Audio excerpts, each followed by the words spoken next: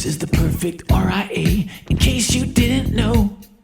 Bringing you all the strategies to help your business grow. Are you happy?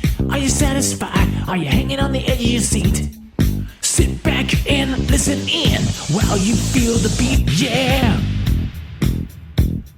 Another myth bites the dust. Hello, TPR Nation. This is Amber Kuhn from The Perfect RIA. Thank you for joining me on today's Follow-Up Friday, where I'll be covering the highlights and action items from this week's episodes. Matt and Micah kicked off Monday's episode with the exciting news that Micah is almost fully moved into his house. He shared this as an example of how he finds different ways to deliver value to his clients. He said that he ran this construction project just as he recommends to his clients, which is to hold 20% of the payment until it's 100% done. The reason is that he's gone through this with his clients where the contractor asks to get the majority of the money, the client pays, and then the contractor doesn't do the work. He said this is normal, but you really need to watch out for this or else it's going to cost you more money. Matt said that it's easy to say that the value I deliver just has to stay in this lane. So for a major remodel or construction, it's great to say, hey, best practice is to hold that last 20%. He said, don't hesitate as an advisor to deliver value past that Roth conversion. Micah had a client who was going through this and felt like they couldn't tell the contractor no. Micah asked if he could have a conversation and tell them that he can't release authorization of the funds until the work is done. He became the bad guy. The guy said that sometimes as advisors, you need to step up in different fields and be the bad guy in order to help the client out, especially when it has to do with the client meeting their financial goals. Matt brings this up when clients are having financial differences with their kids as well. He'll want to feel out the client to see if it's something they want to do or feel obliged to do. He'll say to point the proverbial gun at him so the client can say, my financial advisor won't allow me to do this. The guys then segued into talking about graduating clients to whom you're not delivering massive value. Matt said when you're not delivering massive value, you need to part ways with the client. The cases that get you in trouble are when you know you can bring value, but sometimes those clients don't want to listen, even though they say they do. Matt said it's a gray area.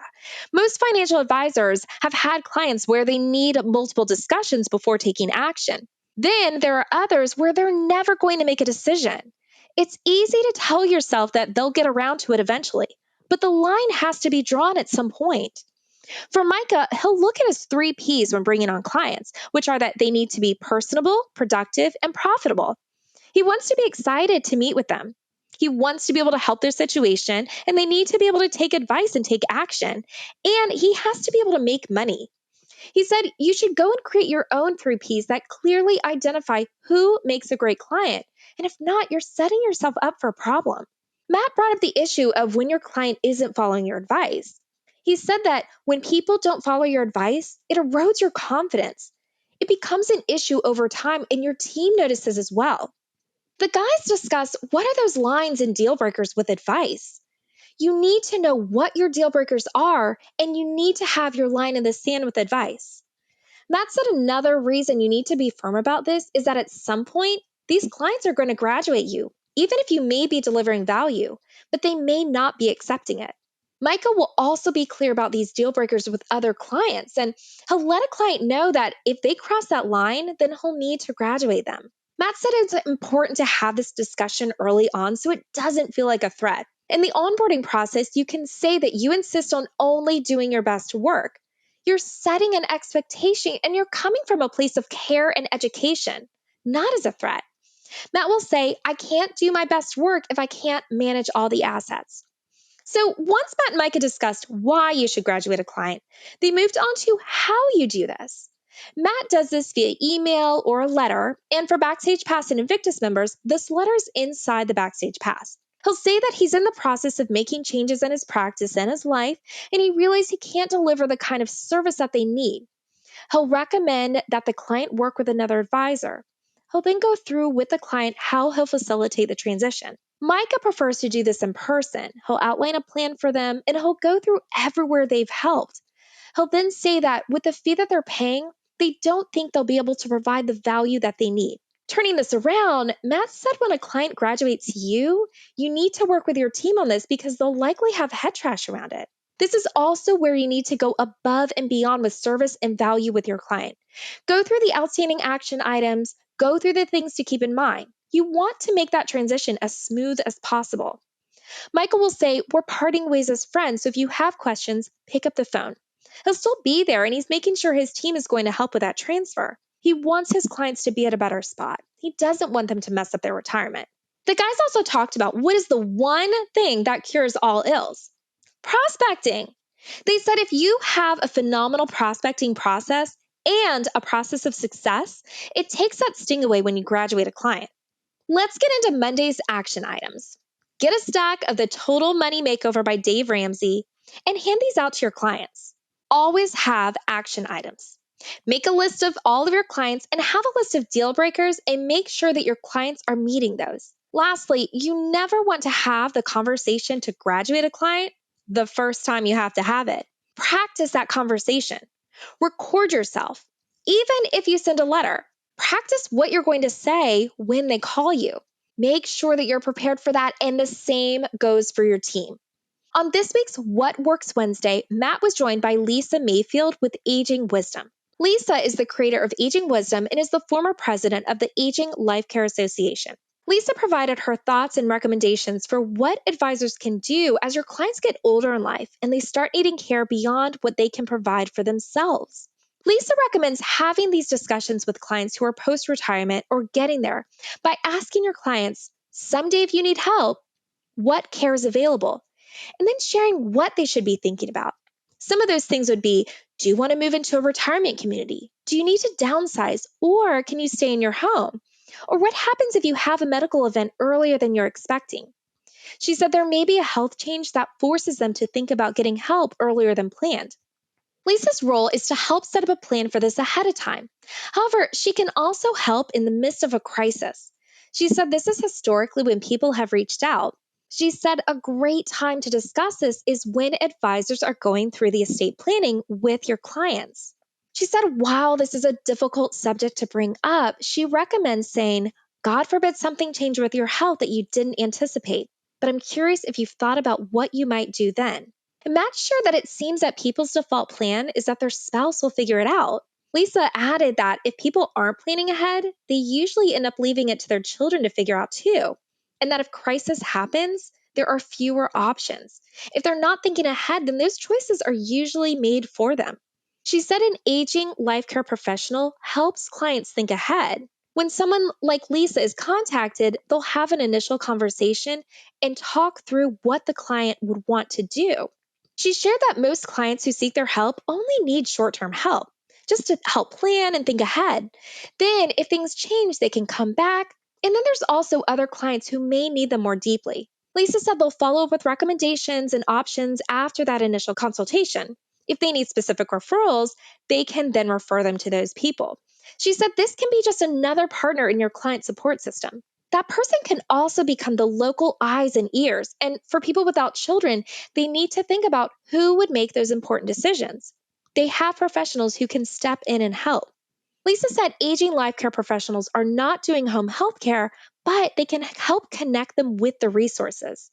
They can make sure that the things that are happening are, in fact, the ones that should be. And make sure that if the client is seeing multiple doctors, that each doctor knows what the others are doing and recommending. They can also have releases of information to be signed for the medical system to allow them to check in on their client's behalf. Lisa said they also work with family members who are in town, but they have their own careers and children to care for. These conversations can help the child realize how much the care might cost over time. Matt added that this could be an entire value add for elderly clients or for those who are concerned about their adult parents. By doing that preemptive planning, you can potentially save money. For example, by adding safety features in a home so someone doesn't fall. Lisa said if a parent has limited resources, it's even more important to be planning so that you're setting up plans that are sustainable in the long haul. She said that if people are thinking ahead and planning, then they can tuck it away. They know they've already checked the boxes for things they don't want to think about. And when people do have a medical crisis, that there are people they can call for that assistance. Let's get into Wednesday's action items. Go to aginglifecare.org and find a professional in your area. You can connect with someone to get a better understanding of what they do and how they can help your clients. Think about all the people on your client's team that you can pull in, including an aging life professional. Dive deeper and create a value add on the day in and day out for your clients. Discuss who's going to take care of them and check in on them, and get names for those spots and have a realistic conversation. Moving into this week's Worlds to Conquer, Jamie discussed how to prospect for your RAA and looking at who are your prospects. Jamie kicked off the episode talking about how Floyd and Rosa Shalansky started to grow their business. They did everything to prospect and grew it to one of the larger firms in the area because they tried things and challenged themselves and were always asking themselves, how do we stay one step ahead? Jamie said, if you have a great prospecting strategy, then you think about what's next so you can grow and not stay stagnant. Jamie said that when people approach her to discuss their marketing and she asks about their prospecting, she said she usually gets very repetitive answers.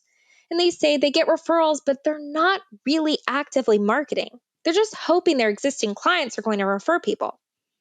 Many financial advisors think that anyone willing to hire them is the right client. As a financial advisor, you want to problem solve and help that person. But Jamie said the number one rule of prospecting is if you serve everyone, then you serve no one. You need to know who you work best with and how to respectfully turn down people who you know are not a good fit. If everyone is your client, then no one is your client. At Shalansky and Associates, Jamie said the reason they turn prospects away is because they have a lifetime of seeing what happens with client relationships that deteriorate when you don't trust your gut and you bring on the wrong person. When you dread a client's name on your appointment schedule, that is the person you know you shouldn't be working with. And as a reminder, as a financial advisor, you operate in a highly regulated industry, and it doesn't take a significant grievance from a client to become a major complaint. Jamie stressed that you should only work with people you enjoy working with. Jamie works with lots of small business owners and those who don't come from wealth. She believes if you work with people who share your values, you can change the entire world and make meaningful differences. She said it's your responsibility to identify who you work best with. She said, if you have an existing book of business, look at the names and you'll know right away which ones you dread. Highlight those and evaluate that relationship and bring this to your team as well. Jamie said you have a choice as to who you work with and who you work best with. What are you going to do to make you one of a kind instead of one of many? What is unique to you? What makes you different from everyone else? Jamie doesn't turn everyone down just because they don't fit her mold, but she does have her focus and she knows when to say, this isn't what I do. She also doesn't pretend to know what she doesn't know. She said it's okay to say, I don't know. She said that once you know who you want to work with, your team also needs to know who you work best with to make sure that your prospects are really qualified. She said this isn't just about age, income, and the value of their accounts. At Shalansky and Associates, they have a team of relationship managers who help foster that conversation. They go through the Ritz-Carlton training, they have scripts and dialogues because they need to also know what advice they can give a prospect and what they can't. They also have a coaching conversation and they put their employees through the same experience as their clients. Jamie said that your team will thrive when they know what is expected of them, and that it's also important to create an environment where team members can respectfully push back. You want to create an organization where they can push back on you and help guide you. Look out for things that are in your best interest, as well as the prospect and the clients. Jamie said when you're hyper-focused on providing the most amount of value possible, the money will follow you. Let's get into Jamie's action items. Look at who do you work with, who are your prospects, and what makes you one of a kind. Once you know what that is, go and relay that to your team, because your team needs to know at your core who you work best with. And create a plan for respectful pushback for your team and have open dialogue with them. And be sure to be clear about what the rules and deal breakers are around pushback. That wraps up this week's recap. Thank you for joining me on today's Follow-Up Friday. Be sure to give us 5 stars wherever you're enjoying this podcast and share this or any of our episodes with another advisor who you think might benefit from listening. And until next time, happy planning. Hold on before we go. Something that you need to know. This isn't tax, legal, or investment advice. That isn't our intent. Information designed to change lives. Financial planning can make you thrive. Start today, don't think twice. Be a better husband, father, mother, and wife.